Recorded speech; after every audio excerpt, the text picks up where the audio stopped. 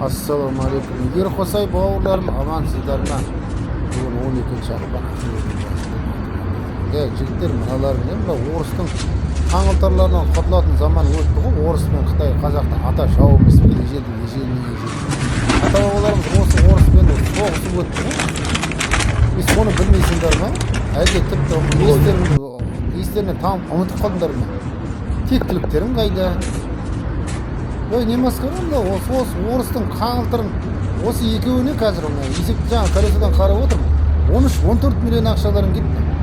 Әрбір орыстың қалтасына түскен рубль ол Украинаға оқ болып атылып жатыр. Ал мынау не масқара? Кеше ана кімді көрдіңдер ме Тасмағамбет? Мынаны қазақтарды енді осы соғысқа айдайын деп. Мынандай құлдықтан арылатын уақыт болды жігіттер. Әлде сендер оны білмейсіңдер ме? Білмесеңдер кішкене ортаға салмайсыңдар ма? Бәріміз де осы елде отырмыз ғой, осы адайдың баласымыз.